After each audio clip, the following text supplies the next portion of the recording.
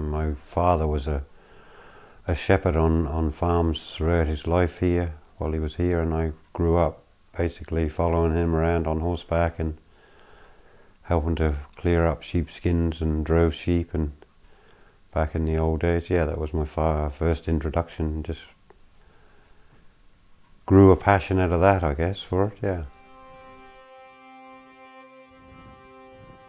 I think if you're born and brought up in the camp and just, yeah, appreciate the freedom, then that's, it comes back to you as you later in life, after you got the wildness out of your system. I think you want to go back to that life that you was brought up to, the wild, free life of being outside and working with animals and that all the time. It's been a passion of mine all my life, basically.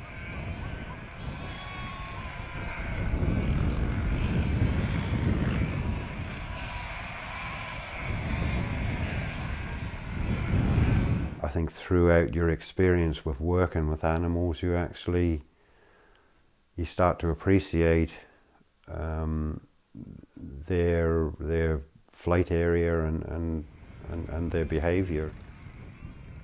When I started moving them around, I was a bit in the old system of herding them as opposed to actually trying to train them to work with me, and I started to notice they were reacting to going through gateways. So I thought, I'm going to start calling these animals now. When they start going through the gate, I'll call them.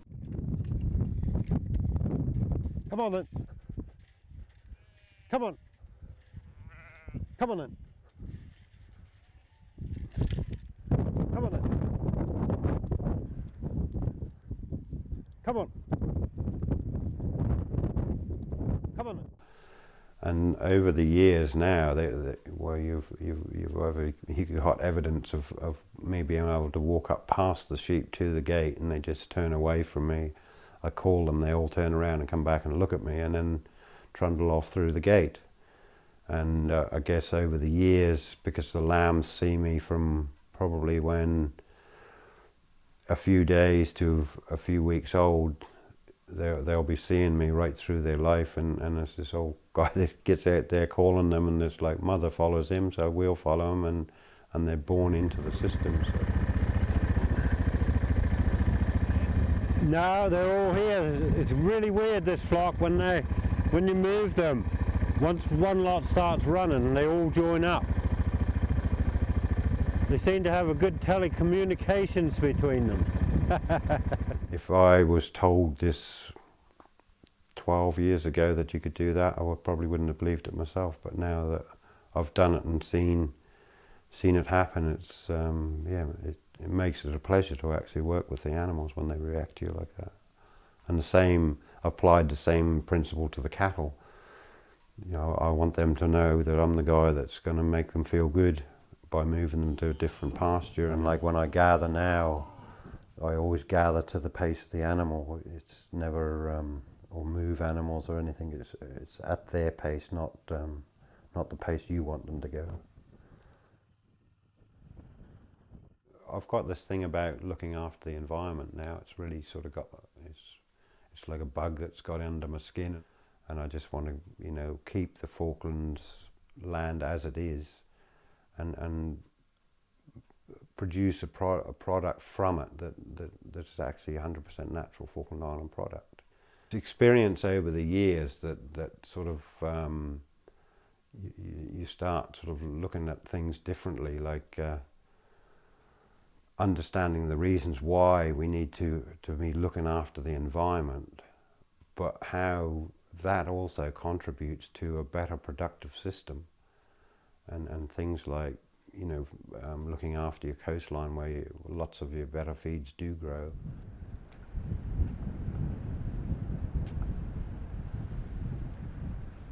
I would say Rick Evans would be the guy that sort of initiated the change in my mind. I would say when he came with this after doing a grazing for profit course by a guy called Sean Martin that come down here, and then we had other people, grazers come in through the agricultural department, the Jim Garish and people like that. And Jim Garish said to me one day, that an animal needs protein from every 3 days to keep the rumen bug working in the body. And he said if you fence your land up and you move your, theoretically, if you move your sheep every 3 days, then they will get protein because you're saving it in pastures.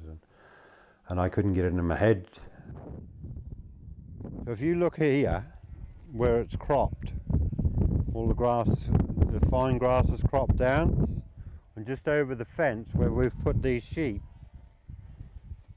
look how it looks different, where it's all nice sweet green. Years ago, if people said you could grow nice sweet grass on a peat bank, they'd have laughed at you. There's living proof. So that there's a little green rush, and there's also the very fine hair grass. And that's why they're all crowded on here. Because that's their little ice cream of the day. Because it's been allowed to spell, it's given time to grow, and you get the high impact of the animals because they're being moved around. So they're actually depositing so much nutrient back into the ground that it fertilizes the ground as well at the same time. That's why it's growing so well. All natural pasture. It's all good.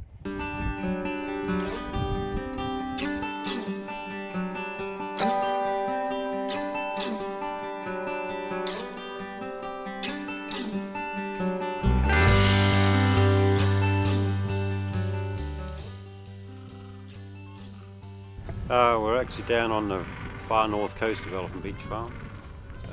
This is my ewe breeding ground, basically.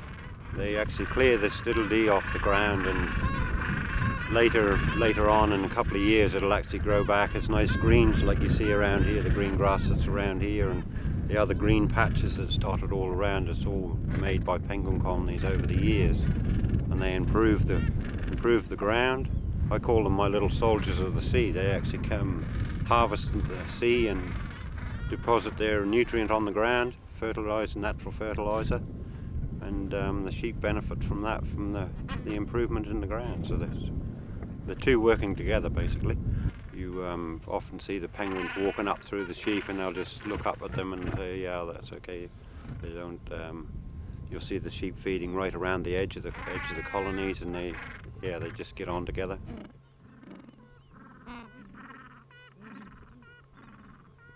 To me, nature owns the land. You know, I was asked a question about penguins actually using my land, and I said, no, it's theirs. You know, they'll be here longer than I will be, and I just see myself as a custodian of the land, really, to pass it on to the next generation. And if I can improve the land and make it better than it was, and marry the whole system up so as it's working really well, then I feel I've done a good job. You know, I'll pass it on to a generation that'll come along and say, yes, I've actually got something that's been taken care of and looked after and progressed, as opposed to getting some land that's been constantly beat to death and then have to start the repair process again.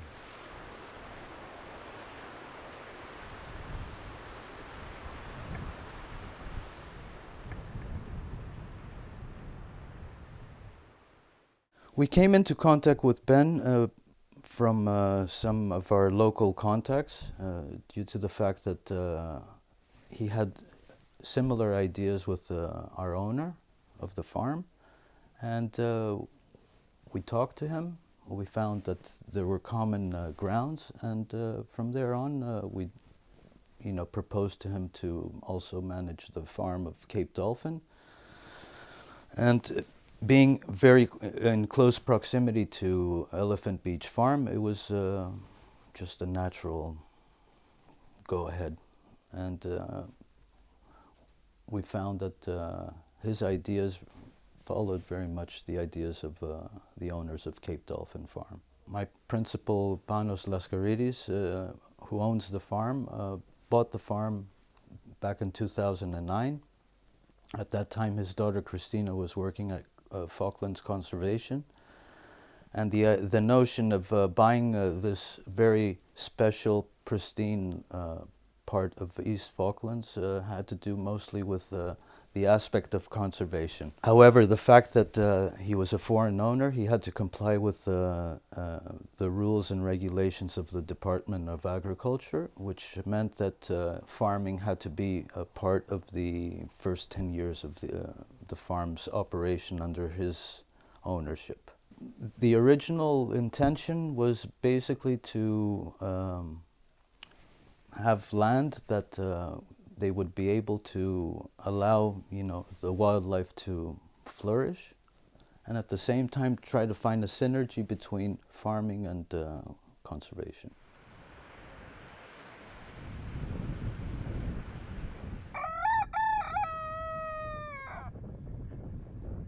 A lot of people don't think that conservation and farming go together because their goals can be conflicting, but Ben's proved that you can work really well with conservation so long as you manage what you're doing. So he does that big tussock planting campaign that both here and at Cape Dolphin. And when we were at Cape Dolphin yesterday, and we could just see the difference. And 10 years since we were down there, and we saw an incredible difference in the tussock.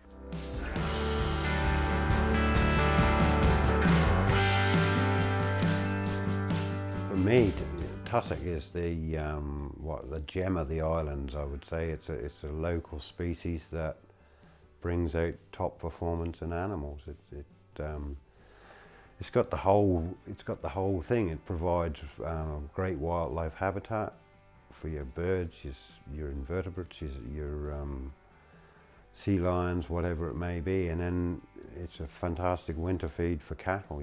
Cattle are some of the best beef in the world. We're growing the cattle production at Cape Dolphin. I'm hoping to get more cattle on the farm here, and along with my tussock planting and whatever. It's natural, it's there, it's a plant that grows on the soils around the coastlines. People have it in their hen runs or whatever, so you only have to mimic the soil type to maybe even spread it inland, I don't know. But growing tussock to me would be a far better option than putting in a crop of Swedes or something and watch your soil blowing out over the hill. And we've made some progress, and I've been doing that here for 10 years now. We work with Falkland Conservation. They organise that we get people out to volunteer their free time and help us do it. That was very good. We pull a tiller, what we call it, it's like a stalk out of the actual plant, because it's a long leafy plant, so you actually pull the tiller out and make sure that it has some shoots on it, and then basically find a bare peaty ground or maybe a lightly rotavated area that doesn't have a lot of other cover on it, and plant it into it.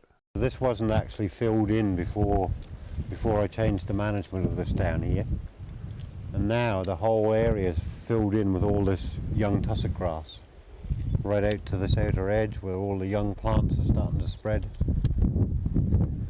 This is a dramatic change.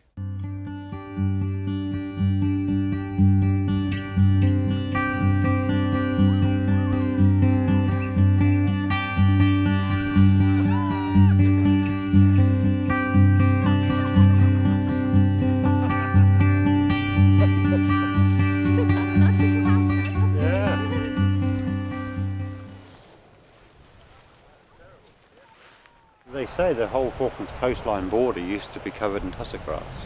So all that coastline all the way up there would have been tussock many, many years ago. That's my vision is to recreate it. The process has started. Whether I'll live long enough to see it come to fruition, I don't know. This was just black soil when we first planted it 10 years ago, yeah. If I could get this whole area looking like this, Yeah. then we're going somewhere. Yeah. Fat cattle, sea lions and bird life and whatever, yeah. Oh yeah. It took a while.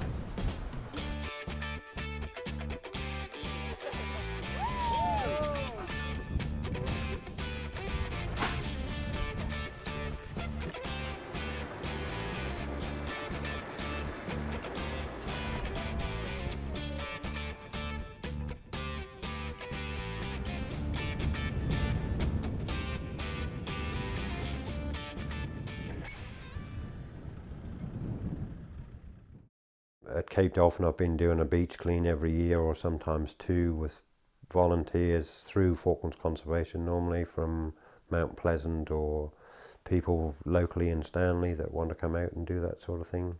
It's a pleasure for me to see when you drive out to the coast with a load of vehicles and the doors fly open and kids come howling out and tearing off down the beaches and really enjoying themselves. And probably even the children don't even realise at the time, but it is a part of a nice education process where they have fun and do a job, and later in life they'll probably look back and say, yeah, you know, I done my bit for the environment.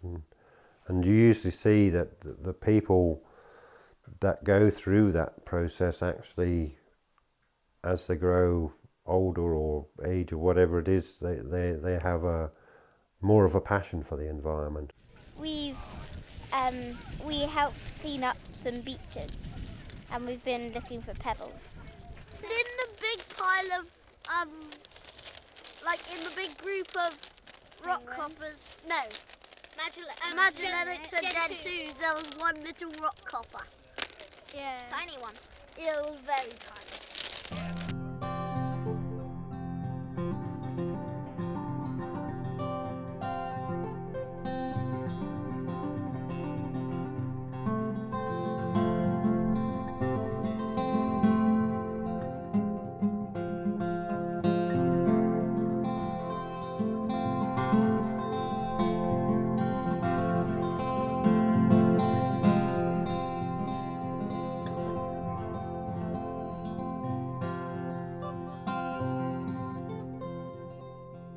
Beach cleaning, tussock planting, whatever it may be.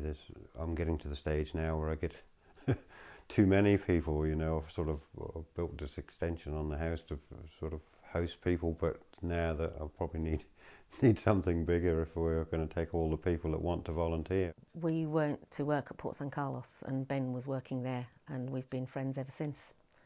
Then when we were in Stanley, he was in Stanley, so we remained friends, and then he came out here, and we used to have a caravan over at Newhouse, and Ben offered us to build something a bit more permanent here, and just said, pick a spot. That was after I came and basically set for Ben because his dad was ill, so he had to go off and see his dad, so I came in and looked after his dogs and things like that for him for maybe 6-8 weeks, something like that. It used to be very quiet, but not so quiet anymore. We seem to have lots of visitors.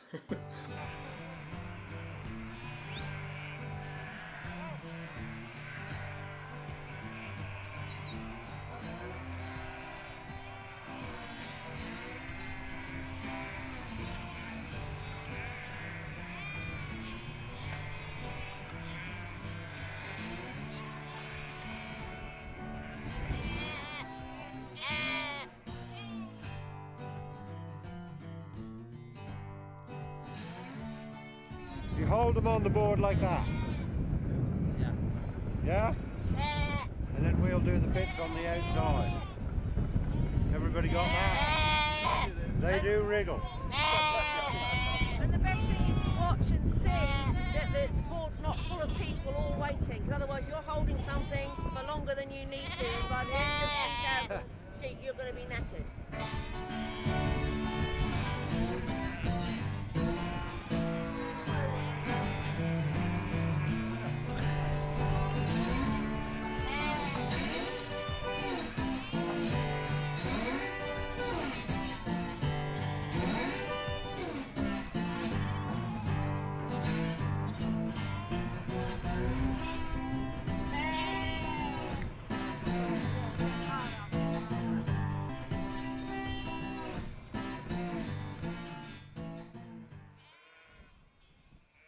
I like to sort of try and make people feel welcome, and I usually put on a big feast, and we'll have a nice feed in the evening, and a few drinks, and sometimes some silly party games just to keep people entertained. And then, you know, after a day's work, I usually say, well, let's take a couple of hours and then really go and enjoy the wildlife and what else the coastline and that has to offer.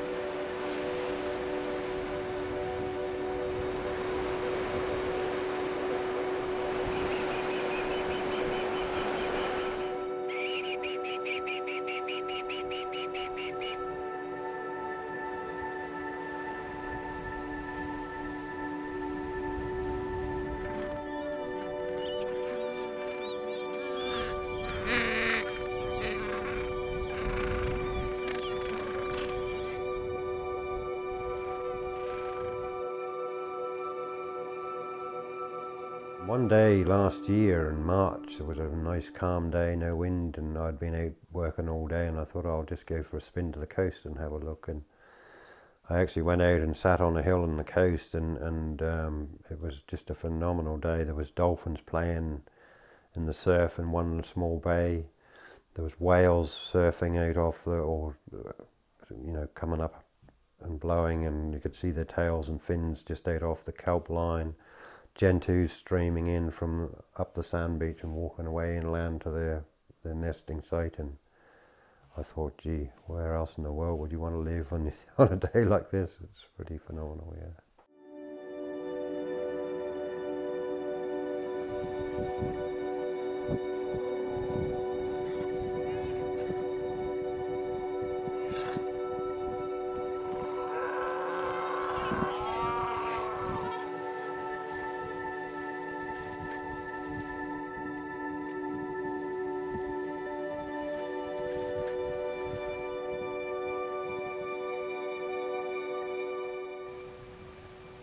There's an increase of wildlife that comes back, and we also see as well new residents on the Cape.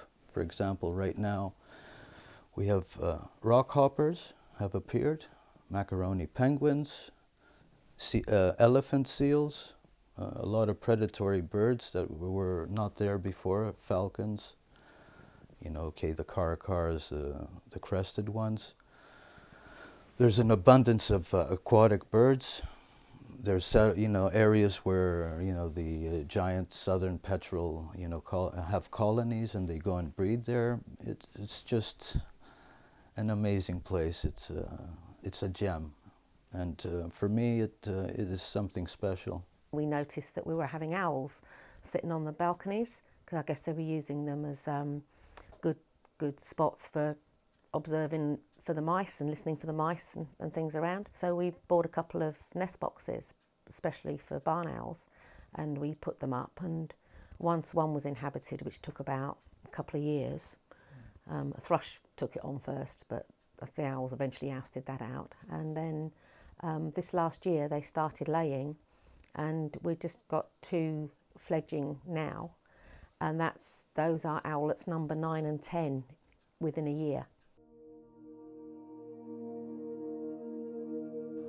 Oh, it's my life, it's what I love doing. It's wild, it's free, it's good, easy life. Well, I wouldn't say easy life, but it is a good life. It's, you're out in the fresh air, you're working with animals, you're seeing performance, you're seeing change in pasture. I don't think you can get a better life, really.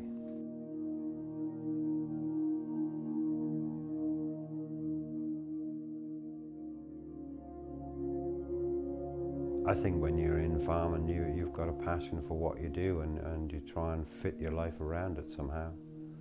I know there's a lot of time, I'd like to spend a lot more time with my granddaughter and that, and we've got another one coming on now. But it is not a 9-to-5 job. You've got to be there, and especially if you're running tourism as well.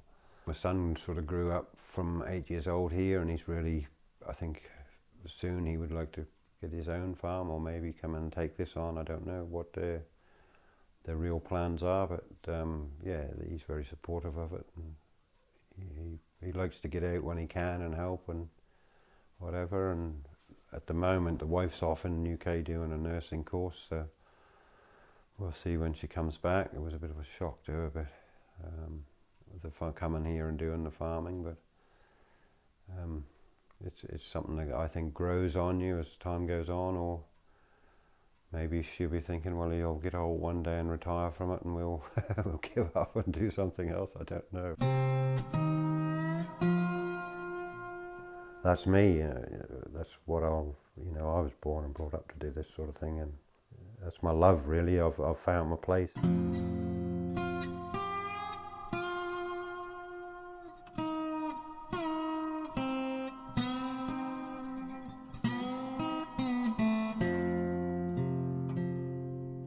Basically struggling to make a living off the actual farming side when the wool prices were down and before the abattoir come online and we were able to sell meat and that.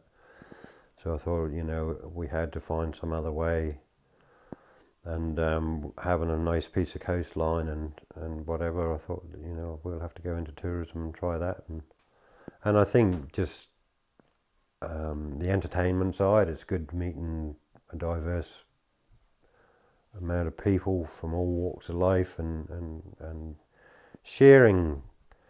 It's not worth having this brilliant world if you can't share it with somebody, and make somebody else's life feel a bit special if you take them out on a tour or whatever.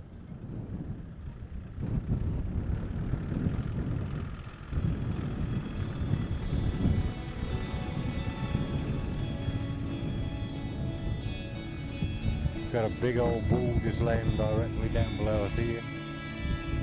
Two more just there.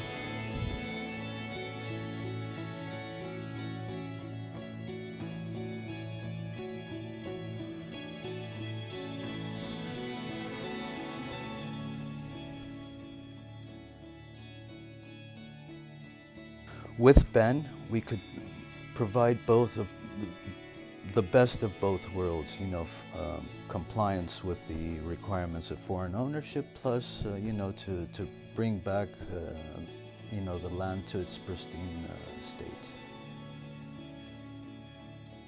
I could see it growing, and we are a really good community here. We've known Ben for years, we've always got on, and I think we always will do. There'll always be something to learn. I like to talk to people from around the world that been through these things, whether it's through tourism or whatever. You get people from all walks of life, and there's always one little key thing that you'll think, I'll try that.